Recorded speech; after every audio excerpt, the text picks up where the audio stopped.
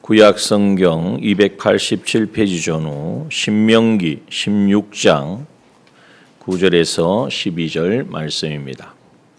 하나님의 말씀은 구약 성경 신명기 16장 9절에서 12절 말씀입니다.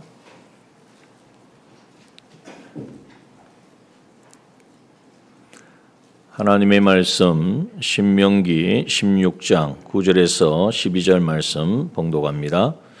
7주를 계수할지니 곡식의 낫을 대는 첫날부터 7주를 계수하여 내 하나님 여호와 앞에 77절을 지키되 내 하나님 여호와께서 내게 복을 주신 대로 내 힘을 헤아려 자원하는 예물을 드리고 너와 내 자녀와 노비와 내 성중에 거하는 레위인과 및 너희 중에 있는 객과 고아와 과부가 함께 내 하나님 여호와께서 그 이름을 두시려고 택하신 곳에서 내 하나님 여호와 앞에서 즐거워할지니라. 너는 애굽에서 종되었던 것을 기억하고 이 규례를 지켜 행할지니라. 아멘.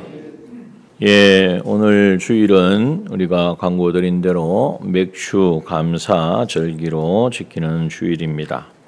한 해에 이제 절반이 어느덧 지나갔습니다. 7월 첫 주니까 너무 시간이 빠르죠. 올해 시작한 지가 얼마 안 된 것 같은데 송구 영신 예배 드리고 신년 감사 예배 드린 지가 또 부활절을 지낸 지도 얼마 안 된 것 같은데 참 시간은 계속해서 지나고 있습니다.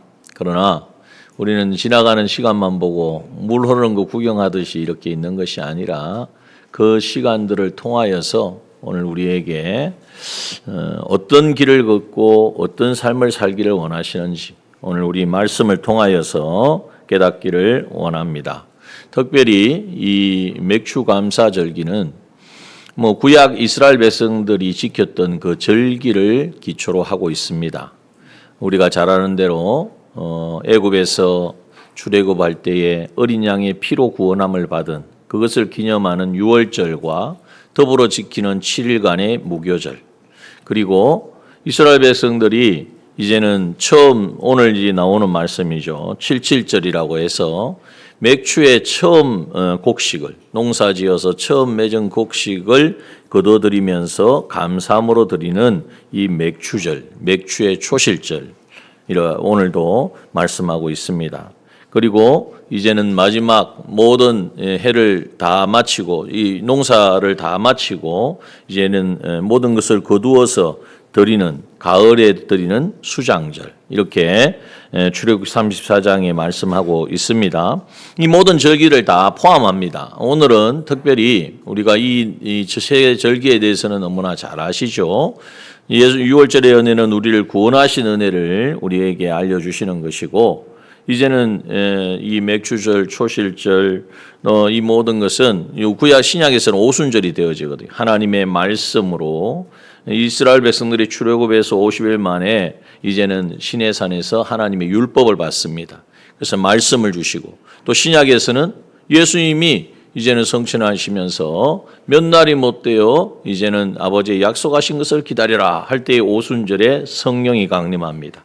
그래서 말씀과 성령을 주신 은혜에 감사하는 것이고, 또한 이제는 수장절은 모든 하나님께서 인도하시는 이 땅을 살아가는데 이스라엘 백성들이 광야를 건널 때 어떻게 건넜습니까? 그 마른 땅을 방향이 있습니까? 길이 있습니까? 사막에 무슨 길이 있어요? 그런데 하나님이 그 걸음걸음을 인도하시고 사막에 농사 지을 수도 없고 먹을 것이 없는데 하나님이 아침마다 만나를 내리시고 또 필요하면 메추라기를 보내시고 또한 반석을 깨뜨려서 물을 내시는 그 하나님의 인도하심을 우리가 생각할 때 오늘 우리의 삶도 동일하게 그렇게 역사하고 계심을 깨달을 때에 감사하는 것이 바로 이 수장절. 그래서 이 이스라엘 백성들의 3대 절기를 오늘 우리는 이 맥주절과 맥주감사절과 또 우리 이 하반기에 있는 추수감사절로 지키는 것입니다. 근데 오늘은 특별히 조금 더 우리가 이러한 내용들은 다 아는데 그것을 실제적으로 우리가 누려야 되겠죠. 그래서 그럼 어떻게 하느냐? 항상 말씀을 근거로 해야 됩니다. 특별히 오늘 본문의 말씀은 이스라엘 백성들에게 하나님이 77절, 맥추절, 초실절, 맥추에 처음 난 것을 거두면서 어떻게 지키라고 하셨는가를 우리가 세밀하게 찾아보면서 오늘 우리도 이렇게 지켜야 되지 않겠느냐는 거죠. 그래서 그런 관점으로 또 이 맥추절을 우리가 지키기를 원하고 또 그렇게 할 때에 하나님께서는 약속하신 모든 은혜, 하나님은 여호와는 선하시고 그 인자하심이 얼만큼 계십니까? 영원함이로다. 이 영원이란 말을 우리가 이해를 못해요. 우리가 영원한 존재가 아니니까. 그런데 변치 않는다는 거예요. 반드시 끊임없이 우리에게 하나님의 선하심과 인자하심을 나타낸다는 거죠. 그 하나님의 인자 속에는 우리를 향한 사랑이 있고 우리에게 베푸시는 은혜가 있고 우리를 다시 회복시키시는 치유가 있는데 그런 은혜를 우리가 누리는 그러한 맥추절이 되어야 할 것입니다. 그러기 위해서 오늘 본문의 말씀을 보면 맥추절 이 77절 어떻게 지키라고 말씀하느냐? 9절의 말씀을 봅니다. 9절의 말씀을 보니까 7주를 계수할지니 7주라는 것은 7, 49 그죠? 49일 거기서 하루를 더하면 50일입니다. 이 7주를 계수하라. 이 말은 세어보라는 겁니다. 세어본다는 이 의미를 이제는 어떤 의미를 가지고 있느냐? 곡식을 처음 파종하여서 이제는 나중에 그것이 자라서 낫을 되어서 거두게 되죠. 추수하게 되죠. 그런데 우리는 얼마나 거두느냐, 소출이 얼마냐, 이만큼 넣었으니까 나에게 들어오는 게 얼마냐, 이런 계산을 우리가 많이 한단 말이에요. 그러나 그것만 생각하지 말고 그 처음 파종할 때부터 씨를 뿌릴 때부터 이제는 이 수확을 하기까지의 그 과정을 꼼꼼하게 계수해봐라, 계산해봐라, 세어봐라 이렇게 말씀하고 있는 거예요. 여기 셀지라 계수할지라는 말씀을 조금 이게 더 깊이 알려면 이제 하나님이 히브리어로 주셨기 때문에 이 원어를 보면 단순히 숫자를 측정하는 그러한 행위에 지나는 것이 아니라 그것을 더 해서 지나온 과정에 하나님의 역사하심을 하나하나 되짚어 보라는 말씀이에요. 여러분 오늘 우리의 이 보리가 자라기까지 7주 동안 우리가 생각해 보면 그냥 보리 쑥쑥 자라는 게 아니잖아요. 씨만 뿌리면 됩니까? 씨를 뿌렸어요. 그러면 그것이 이제는 그 뿌리를 내리는지 거기서 싹을 내는지 그리고 거기에 하지 못하도록 피라든지 여러 가지 다른 작물이라면 또 그걸 어떻게 해야 됩니까? 뽑아주기도 하고. 그런데 아무리 그렇게 애쓰고 농부가 땀을 흘려도 하나님께서 하늘에 비를 내리지 않으시면 태양이 없으면 다 무용지물이에요. 그렇지 않습니까? 그러니 이 모든 과정에 전적으로 내가 애쓰고 정말 그러잖아요. 작물은 농부의 발소리를 듣고 자란다고. 그렇게 애를 쓰고 노력을 하지만 그러나 이 모든 것을 주관하신 하늘의 주관자이시고 창조자이시고 모든 은혜를 베푸신 하나님이 아니시면 어떤 것도 깜깜한데 자라겠습니까? 작물이? 강학순 작용을 안 하는데 자랄 수가 없다는 거예요. 그러니까 생각해 보니까 이 보리 하나가 씨가 뿌려져서 지금까지 어떤 과정을 거쳤느냐. 정말 이때는 이제 비가 와야 파종을 해가지고 이제는 처음에는 물이 있었지만은 물이 이제는 줄어들고 그 비가 필요한 그때에 하나님이 하늘에 비를 내리셔가지고 때를 따라 하나님이 정말 이런 비와 늦은 비로 하나님께서 공급하여 주셔서 정말 이런 결실을 맺게 되었다. 이 하나님의 공급하심을 매일매일 우리가 관찰하며 이제는 그것을 생각하는 이것이 언제 있어야 된다고요? 맥추 감사절을 지키는 사람에게 이 감사절기를 지키는 사람에게 하나님께서 방편으로 주신 것이라는 거예요. 우리는 대부분 결과만 생각을 합니다. 지금 내가 어느 정도인가? 내가 예수 믿기 전에는 이랬는데 예수 믿고 나니까 내가 어떤 복을 받았는가? 어떤 결과가 있는가? 자꾸 여기만 생각하고 그러다 보니까 나는 왜 이거밖에 안 되지? 이런 마음을 가진단 말이에요. 오늘 우리는 싹을 뿌리고 씨를 뿌리고 싹을 틔워 결실을 보기까지의 그 과정 하나하나를 그 가운데 개입하신 하나님, 그 가운데 역사하신 하나님을 생각하는 것 같이 오늘 우리의 삶의 순간순간마다 그때에 하나님이 붙잡아 주시 않았으면 우리가 일촉즉발의 위기의 순간이 사실 얼마나 많습니까? 우리의 위험한 상황에 우리가 노출될 때가 얼마나 많습니까? 또 때로는 그것으로 인하여서 힘들어하고 고난받을 때도 있습니다. 그럼에도 불구하고 하나님이 붙잡아 주시고 일으켜 주신 그 세밀하신 하나님의 그 섭리와 그 간섭하심, 그 돌보심, 그것을 우리는 하나하나 세워보아야 된다는 거예요. 이 감사절을 통하여서 여러분 도매금으로 하나님 감사합니다. 맥주 감사절이네요. 아유 감사합니다. 상반기도 잘 지냈습니다. 이렇게만 생각하지 마시고, 그래서 이 감사의 내용을요 그냥 우리가 지낼 것이 아니라 한번 기록해 봐야 돼요. 그래서 좀 이번 오늘 이 말씀을 통하여 우리가 과제를 좀 드릴게요. 한 주 동안 하나님이 내 삶 가운데, 지금 이제 너무 길게 하면 많으니까 이 상반기 동안 내 삶 가운데 베푸신 은혜가 어떠한가 한 정리해 보십시오. 한 7가지만 해보십시오. 7가지만 되겠습니까? 자, 그래서 시편 90편 12절에는 뭐라고 말씀하십니까?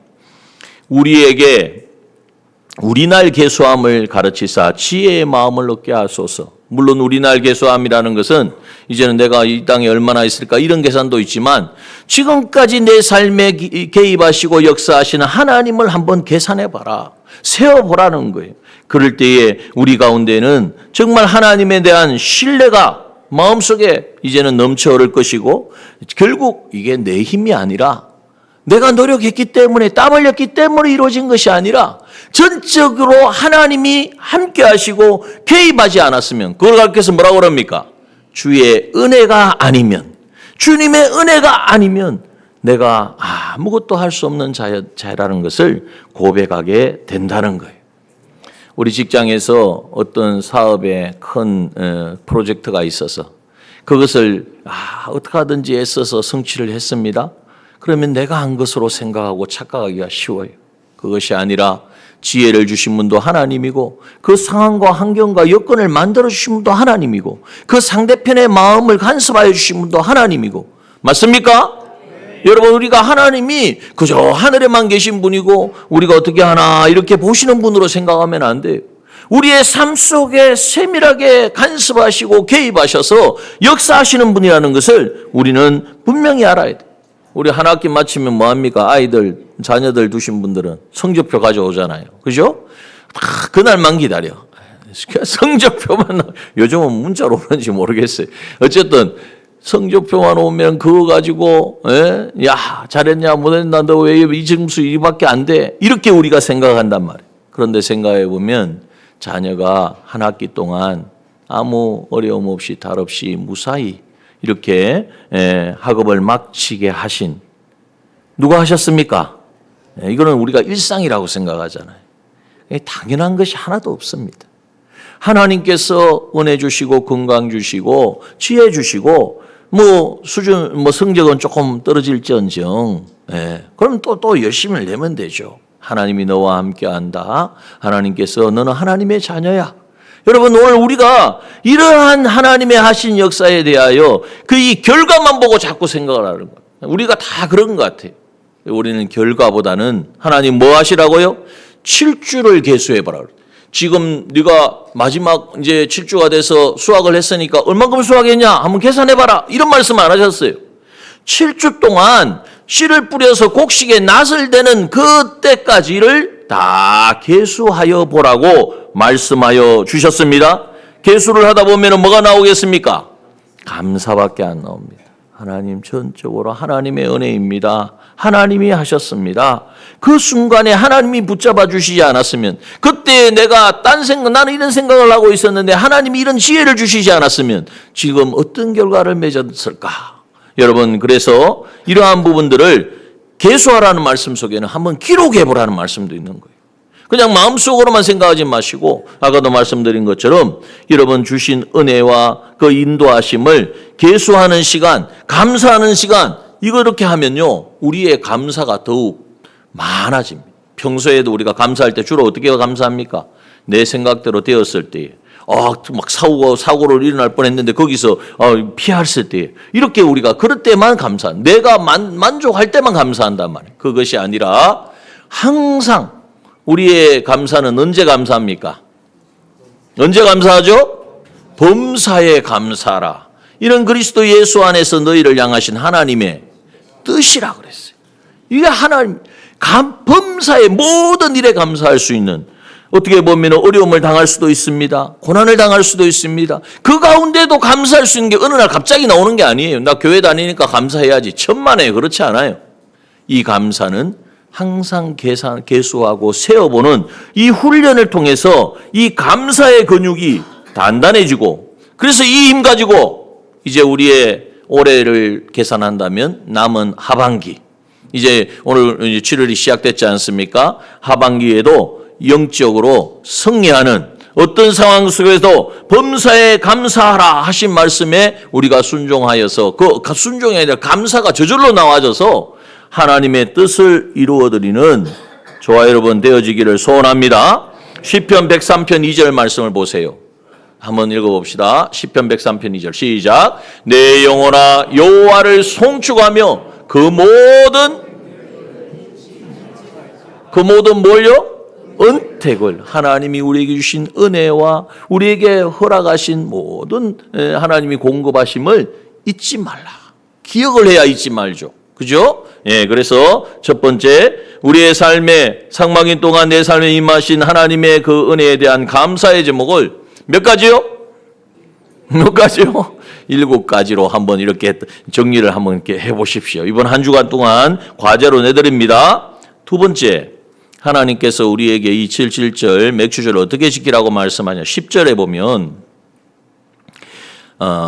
내 하나님 여호와 앞에 77절을 지키되, 77절 말 그대로 77, 49, 7주가 7번 있다는 이야기입니다. 그리고 이제 그 다음 날이 50일이 되니까 오순절이 되는 거예요. 자, 77절을 지키되 내 하나님 여호와께서 내게 복을 주신 대로 내 힘을 헤아려 자원하는 예물을 드리고 라고 말씀하고 있습니다. 다시 말해서 우리가 받은 복에 비례하여서 복을 주신 대로 헤아려서 예물을 드리는데 어떻게 드려야 됩니까? 네, 하나님 앞에 다른 분이 하니까 맥주 감사제니까 교회에서 또 헌금 봉투 주네, 안 할 수는 없고, 이런 마음으로 하시면 안 돼요. 이것은 자원하는 마음으로 하나님 앞에 예물을 드리라고 말씀합니다. 그래서 은혜의 분량에 응답하는 것이 하나님이 베푸신 은혜에 대한 감사의 표시이고, 또 이것은 자발적으로, 자원이라는 것은 누가 어떻게 해서가 아니라 다른 사람 하니까 하는 것이 아니라 자발적으로 감사함의 표시로 내 힘을 헤아려, 이 말은 내가 가지고 있는 힘을 생각하고 헤아려서 형편도 이제는 생각을 하라는 거죠. 그래서 형편이 하나님이 주신 은혜가 있어서 여유가 있으면 그 여유대로, 그렇지 못하고 어려운 가운데에서도 하나님께 감사하는 그 부분을 찾아서, 그래서 이것은 정지감을 말하고 있는 거예요. 우리가 은혜를 헤아리란 말을 계산을, 그럼 내가 얼마를 자산이 얼마니까 이번에 상반기 수입이 얼마니까 그에 대해서 얼마를 계산하라, 이런 의미보다도 정직하라. 정직은 어디에서 나옵니까? 하나님이 계시다는 것을 인정할 때 정직이 나옵니다. 아니, 우리가 속이는 건 왜 속여요? 다른 사람이 이걸 모르리라고 생각하니까 속이는 거잖아요. 근데 하나님 앞에, 모든 것을 다 하시는 하나님 앞에 무엇을 우리가 감추고 속일 것이 있습니까? 그래서 우리가 받은 은혜에 걸맞는 최선을 다한 이제는 예물, 하나님께 드림이 되어야 한다는 것을 말합니다. 그런데 예물을 왜 드리라고 할까요? 하나님은 하늘도 땅도 다 하나님의 것이고, 은행에 있는 돈이나 모든 게 다 하나님의 것인데 뭐가 필요해서 하나님은 자꾸 예물을 말씀하신가? 이 예물은요, 바로 이 모든 나에게 주신 은혜와 복을, 이것을 주시는 분은 하나님이시라는 것을 우리가 고백하는 것이 바로 예물입니다. 이 신앙의 고백인 거예요. 우리가 자칫 잘못하면 교회에 오니까 이제 제가 전도하면 그런 말씀, 교회 가면은 해야 될 것도 많고 헌금도 해야 되고, 여러분 그건 의무가 아니에요. 그게 딱 그렇게 얼마를 어떻게 해야 된다고 정해놓은 게 아니에요. 하나님이 어떤 분인 줄 알고 하나님께서 나에게 주신 복을 세어보니까, 계산해보니까 너무나 감사하고 그 감사에 대한 신앙의 고백으로 드려지는 것이 바로 예물이라는 거예요. 들이대 정직하게. 예. 사람들이 저만큼 하니까 나도 이게 아니라 하나님이 다 알고 계시잖아요. 하나님이 주신 대로 또 이 모든 것을 헤아려서 이제는 드리는 것이 예물이고, 또한 이 예물이 드려지는 우리가 드리는 헌금에만 있는 것이 아니라 우리가 드리는 봉사와 우리가 섬김과 헌신이 다 예물이 되어지는 거예요. 그러니까 고린도후서 9장 7절은 뭐라고 말씀합니까? 각각 그 마음에, 한번 읽어봅시다. 시작. 각각 그 마음에 정한 대로 할 것이요 인색함으로나 억지로 하지 말지니 하나님은 즐겨내는 자를 사랑하시느니라. 즐거움과 감사와 기쁨으로 해야 되지, 그렇지 않으면서 이제는 보통 그러거든요. 내가 그래도 신앙생활을 했는데 저분은 저렇게 하니까 나는 또 이 정도 해야지 라고 생각하지 마시고, 그렇다고 해서 내가 스스로 이 말씀을 근거로 해서 그러면 나는 이 정도 하면 되겠네 이렇게 계산하는 것, 주신 은혜를 생각하며 내 힘에 비례하여서 하나님께 힘을 다하여서 드려지는 이것이 바로 예물이라는 것입니다. 자, 그리고 두 번째를 보세요. 두 번째. 주신 복을 따라 자원하는 예물을 드리고, 근데 여기만 그치면 안 돼요. 자, 11절을 보십시오. 예물을 드리는 것에 대한 우리가 잘 아시는 것이고 11절이 중요합니다. 11절 보니까 너와 내 자녀와 노비와 내 성중에 거하는 레위인과 및 너희 중에 있는 객과 고아와 가부가, 어떻게 보면은 많은 사람들이 함께 하라는구나 이렇게 들리지만 여기에 함께 할 수 없는 사람도 많아요. 그 중에 객도 손님이잖아요. 또 고아와 가부도 있단 말이에요. 그 당시 가장 약한 자들, 성경에 보면 고아와 가부를 가장 연약한 자들, 누구의 도움, 물론 하나님이 도우시지만 사람의 도움을 받을 수 없는 홀로잖아요. 그러한 자들과 함께 뭐합니까? 내 하나님 여호와께서 그 이름을 두시려고 택하신 곳, 하나님의 성전에서, 공동체 안에서 내 하나님 여호와 앞에서 뭐 하라고요? 즐거워할지니라, 이렇게 말씀하고 있습니다. 자, 이 말씀은 우리에게 어떤 의미를 주느냐 하면, 주신 복을 따라 자원하는 예물을 드리고, 예물 드리는 것으로 다 끝난 것이 아니라 그 감사함을 누구와 나누어야 돼요? 이웃과 함께. 이웃이 누굽니까? 지금 여기 그 옆에 계신 분들 다 이웃이잖아요. 그렇죠? 좀 더 확대를 하면은 우리의 삶의 영역에 있는 모든 분들, 그분들과 함께 하나님이 주신 이 복을 나누어라, 즐거워하라. 그래서 이게 축제라는 거예요. 축제가 뭡니까? 기뻐하는 것이죠. 즐거워하는 것이죠. 여러분, 하나님 여호와 앞에서 즐거워할지니라 하신 이 말씀은, 하나님 나에게 주셨으니까 나에게 주신 은혜에 감사해서 내가 예물을 드렸으니 이제 내 할 건 다 했구나, 남은 건 이제 내가 누리면서 저축하면서 살면 되겠다라고 하지 말고 나 혼자만의 풍요에 취하는 것이 아니라, 여기에 보니까 모든 사람인데 그 중에 특별히 누가 있어요? 자녀도 있고요. 노비는 이 노예가 왜 있느냐 하면 형편이 어려워가지고 자기 어떤 상황 가운데 때문인지 모르지만 자기를 그냥 스스로 판 자들이 많아요. 그 당시 자기 기업을 다 팔아서 탕진하고 더 이상 없으니까 나를 받아주셔야 하고 다른 집에 가서 일을 하는 거예요. 이런 노비들과 또 이게 레위인들은 아무것도 하지 못하고 주의 제사 드리는 일만 하기 때문에 다른 어떤 가질 수가 없는 거죠, 소유를. 그런 소유가 없는 자들, 또 객과 고아와 가부. 그러니까 이 말씀 속에는 이 약한 자들, 사회에서 어떻게 보면은 토해시되는 소외된 이웃들, 그들과 함께 한다는 게 뭡니까? 그들의 결핍을 채워주고 그들을 내가 가진 풍요를 하나님 주신 은혜와 복을 나누어주고, 그럴 때 뭐가 있어요? 즐거움과 감사와 기쁨이 충만해진다는 것을 말씀하고 있는 것입니다. 여러분, 하나님은 우리에게 주신 법칙이 뭐예요? 하나님을 사랑하는 것이 우선입니다. 하나님을 사랑해야 돼. 그런데 하나님을 사랑하고 그걸로 끝난 게 아니고 어떻게 하라 그랬어요?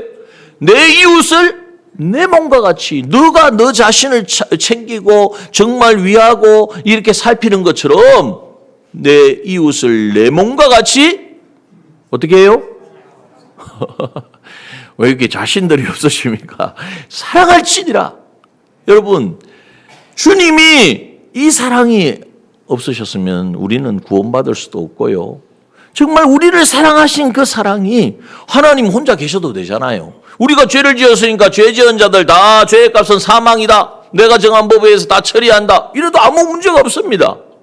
누가 그 하나님 앞에 하나님 그러지 마시고 좀 사랑을 베푸시죠. 누가 그런 말을 하겠습니까? 하나님이 정하신 하나님 법대로 하시는데. 그런데 그 사랑의 하나님은 우리를 사랑하신 그 사랑을 이제는 우리가 배반하고 하나님과 멀어지고 죄로 말미암아 하나님 관계가 끊어졌음에도 불구하고 다시 그것을 회복시켜 주시려고. 근데 회복시키는데 그냥 말로만 되는 게 아니에요. 내가 하고 싶다. 하나님이라고 해서 그렇게 다시 없던 걸로 죄를 지었지만 없던 걸로 해주겠다. 이게 안 되는 거예요. 그러면 공의의 하나님도 아니고 누가 그 하나님을 믿겠습니까? 그런데 하나님은 그 공의로우신 하나님, 죄의 값은 사망이라는 이 법을 이제는 우리에게 적용하시면 우리는 다 죽고 망하고 지옥의 형벌을 받아야 되는데 그것을 우리 하나님이 대신 받으신 거예요. 죄의 값은 사망이라는 이 하나님의 법칙을 하나님이신 예수 그리스도, 하나님의 아들이신 예수 그리스도께서 이 땅에 오셔서 우리의 죄값을 대신하여 십자가에서 대속해 주셨습니다. 이것이 하나님의 사랑이고 이 사랑의 결국은 무엇을 위한 것입니까? 우리를 살리고자 하시는 사랑이에요. 여러분, 우리가 이 사랑으로 구원을 받았습니다. 그렇다면 이 구원함을 받은 자들이 이 사랑에 감사하고 감격하고 그래서 하나님 앞에 은혜에 감사하여 예물도 드리고 헌신도 하지만 그러나 그것으로 그치면 안 된다는 거예요. 그 하나님의 사랑을 깨달으면 그 하나님이 또 사랑하셔서 찾으시는 그 이웃을 향하여 우리의 마음이 향해야 되고 우리의 눈이 향해야 되고 우리의 손길이 향해야 된다는 것을 오늘 말씀하고 있는 것입니다. 여러분, 우리가 요즘 사회가 그렇잖아요. 경쟁이 너무나 치열하고 보이지 않아도 그냥 비교하고 경쟁하고 우리 집에는 뭐가 있는데 저 집에 우리 집에는 없네. 그럼 또 그걸 또 만들기 위해 사기 위해서 얼마나 또 노력을 합니까? 적금 묻고 이래가지고 저 집에 냉장고를 바꿨으니 나도 바꿔야 되겠다. 차를 바꿨으니 나도 바꿔야 되겠다. 뭘 했으니까 나도 해야 되겠다. 다 이런 경쟁 사회에 우리가 지금 살고 있는 거예요.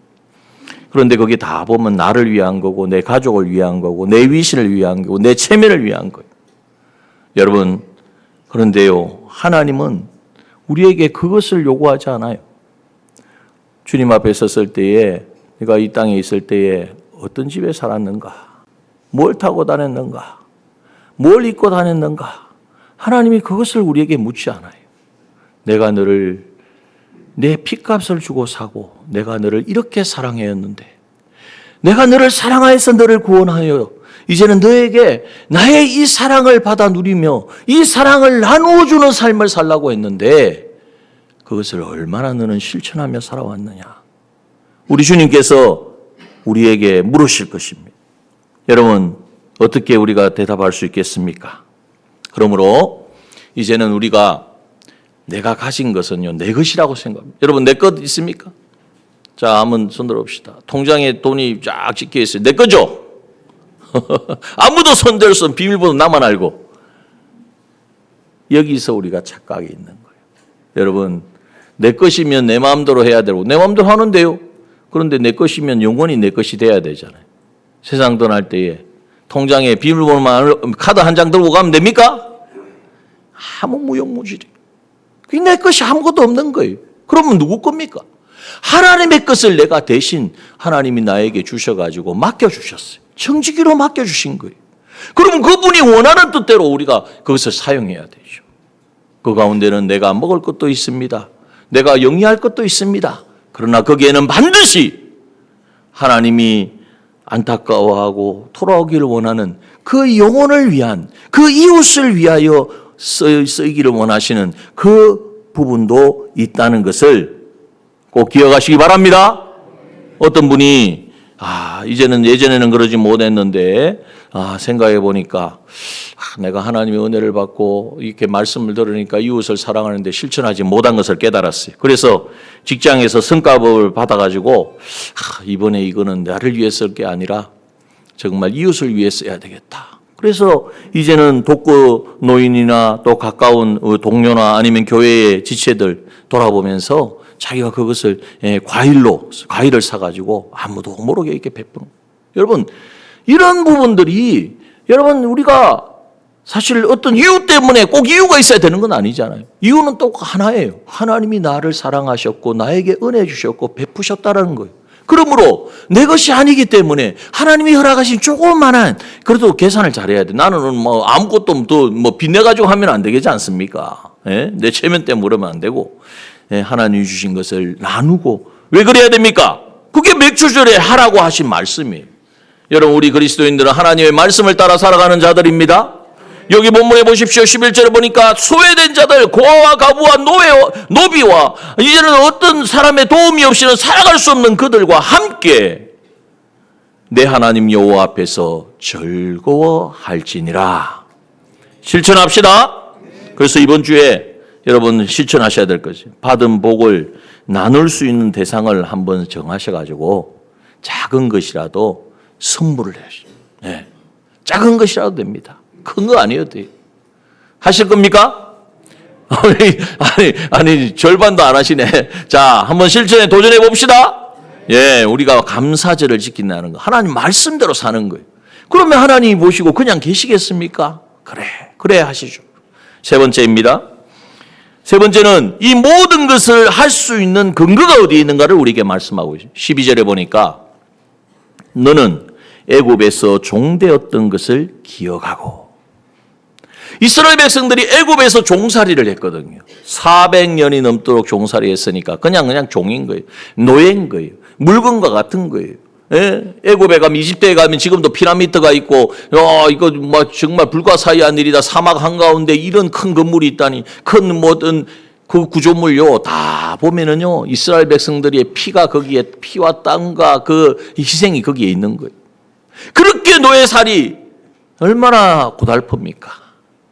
그렇게 살아가지고 도대체 어떻게 되겠어요? 그런데 하나님께서 약속하신 대로 모세를 통해서 이스라엘 백성들을 거기서 애굽 탈출을 시키셨어요. 애굽을 탈출시켰단 말이에요. 그 출애굽의 은혜에 감사하여 애굽에서 종되었는데 지금은 애굽을 탈출해서 이제는 하나님의 백성이 되었고 이 가나안이라고 하는 땅을 주셔가지고 이 땅에서 누리게 하시는, 물론 아직 신명기의 말씀을 선포할 때는 아직 광야에 있었지만 그러나 하나님께서 약속하신 그 땅을 주신 이 은혜에 감사하는 이것이 바로 우리가 가져야 될 이 은혜라는 거예요. 이건 무엇과 같습니까? 우리도 애굽에 종되었던 것처럼 우리도 죄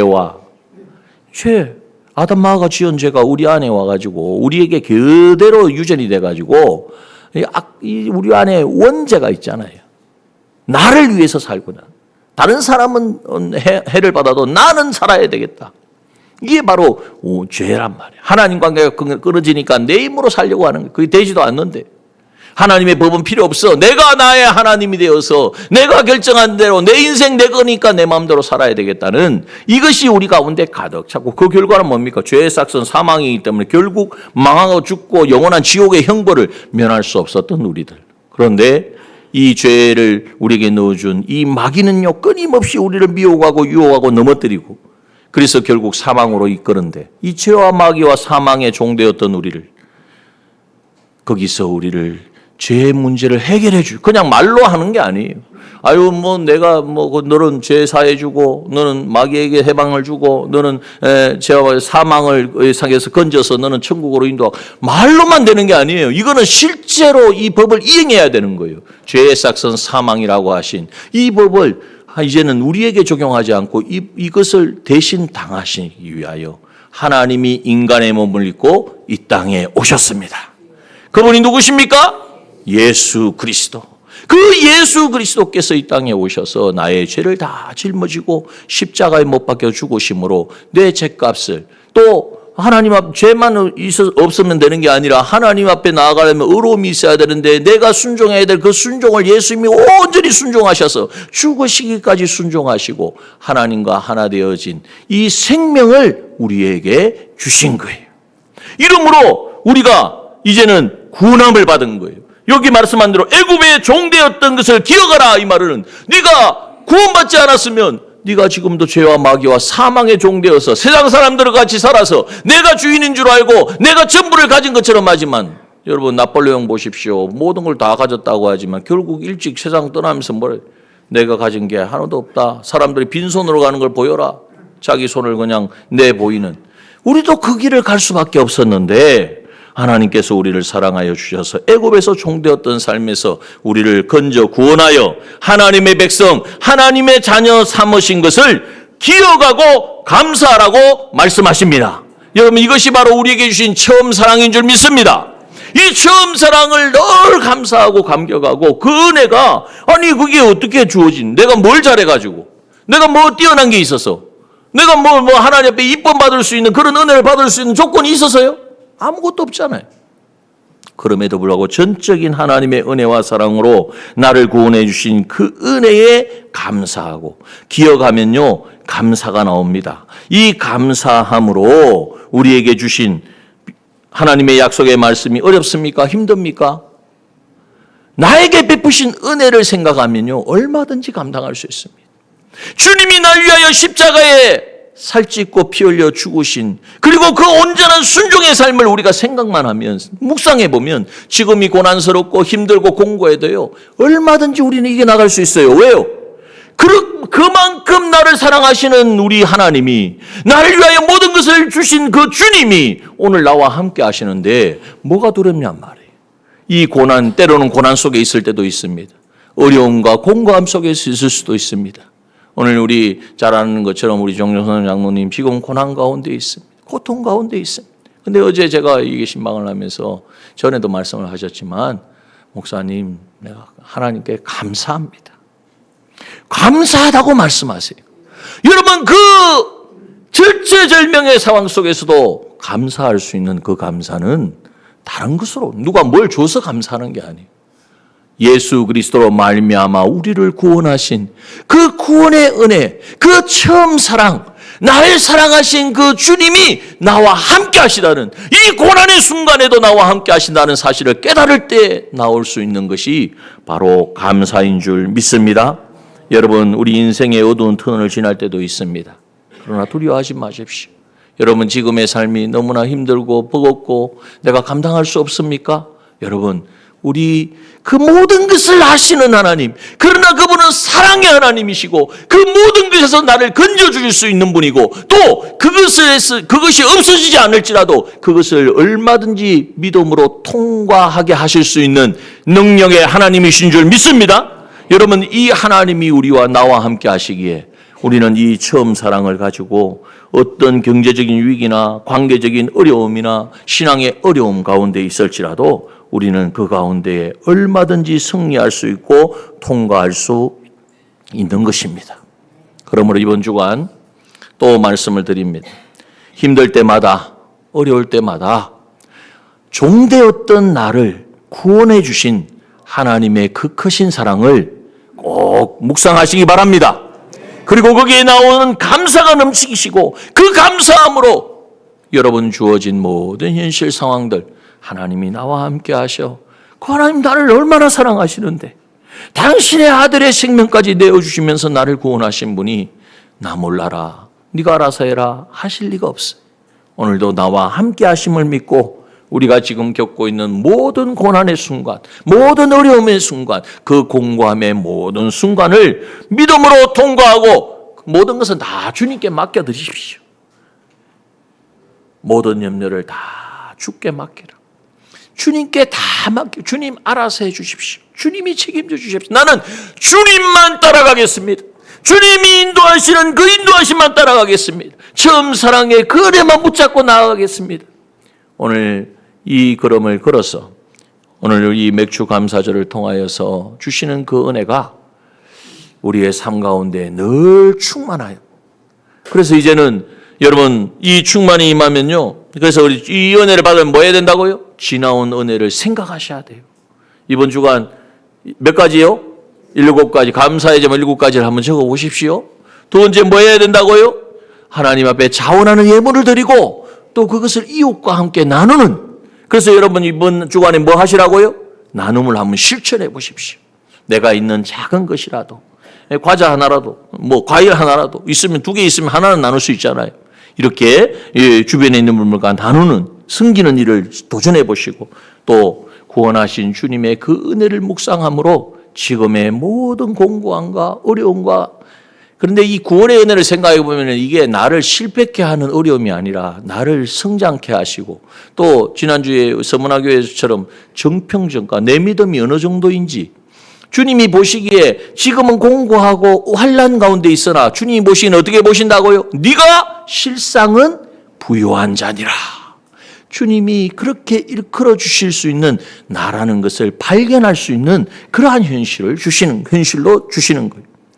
오늘 이 본문의 말씀을 통하여서 하나님이 이렇게 맥주절을 지키라고 말씀하셨으니까 이 맥주절의 이 절기를 맞아서 이것을 실천함으로 정말 하나님이 이거는요 놀라운 약속의 말씀이에요.